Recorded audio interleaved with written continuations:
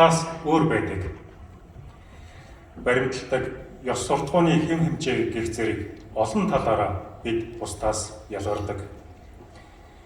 Ингэж бусдаас өөр байх нь амархан зүйл биш ээ.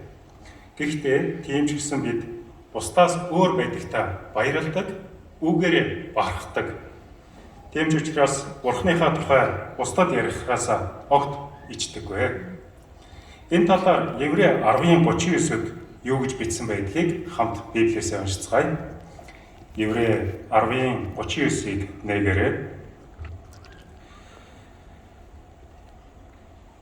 Бид бол сүрэх гэж ухардаг хүмүүс биш, харин амиа аврахын тулд итгэдэг хүмүүс билээ. Энд ухардаг хүмүүс биш, ухардаггүй гэсэн үг байна. За чуулганы сэдв, энэ цуврал итгэлийн сэдвийг бодвол ичдэггүй гэдэг үгтэй энэ нь хамаатай юм болов. Хүн юм чинь бидэнд айх, сандрах, ичих мэдрэмж байдаг. Давид, Элия зэрэг Бурхны эртний үнж үйлчлэгчид хүртэл хэсэг зур айдас тавтаад айд самгардж байсан үе байсан гэдгийг Библи бидэнд хэлж өгдөг. Гэхдээ тэр хүмүүс тийм мэдрэмжтэй дийлдээд зогсох биш, ухрах биш, харин урагшилсаар байсан гэдгийг бид мэддэг.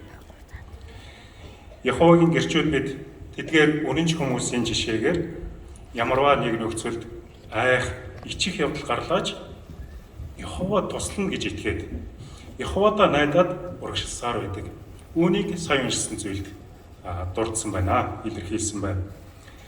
За энэ цуврал итгэлээр бид 3 хүрээнд ухрахгүй урагшлах буюу тууштай байх талаар авч үзье. За нэгдүгээрт Бурхны тогтоосон ёс суртахууны хэм хэмжээг сахидаг гэдгээ илэрхийлэхтэй. Хоёрдугаарт Бурхны хаант төрийг дэмжихтэй.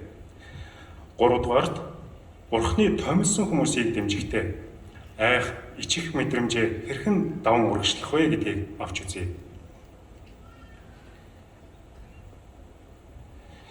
За тэгвэл эхний хүрээг бодъё. Бидний чухалчлан үзээд сахиж мөрдөж байгаа ёс суртахууны хэм хэмжээг бусад хүн, олон хүн юу гэж үздэг вэ?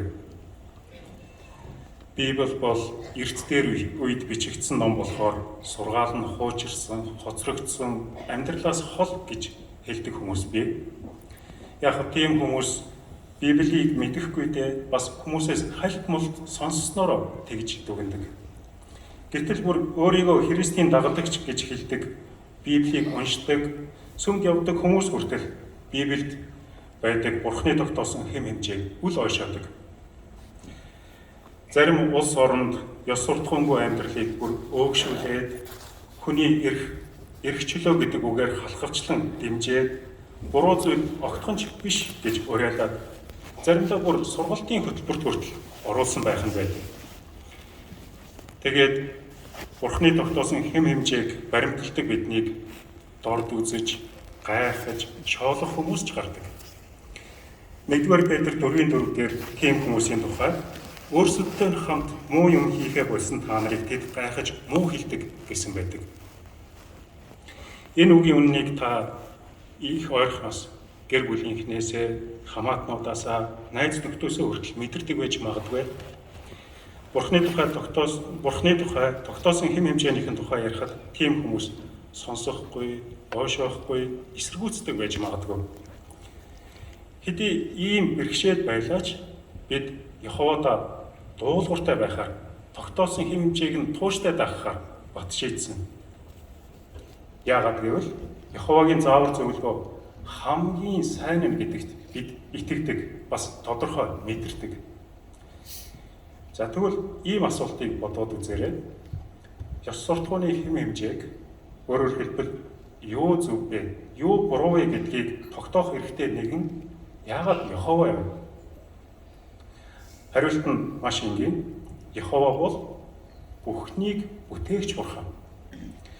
Аливаа зүйлийг бүтээгч нь бүтээсэн зүйлийнхээ хамгийн сайн ажиллах зарчим гормыг хинээс ч илүү мэддэг, тийм ээ? Тэгэхээр бүхнийг бүтээгч тэр дундаа хүнийг бүтээсэн Яхова бурхан хүнийг юу хийвэл яавал хамгийн сайн сайхан, хамгийн жаргалтай байх вэ гэдгийг мэдээд тэгээд яг түүнд тохирох зааврыг өгөх нь мэдээж тийм үстэй. Тэгвэл Яховагийн заавар зөвлөгөө цагийн аясаар өөрчлөгддөг болов үгүй ээ.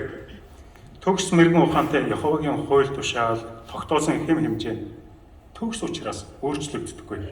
Цаг үеийг дагаж ховсдоггүй. Энэ талаар хүний нийгмийн хэм хэмжээ хууль стандартаас ялгаатай байдаг. Энэ ертөнцийн хэм хэмжээ хатуул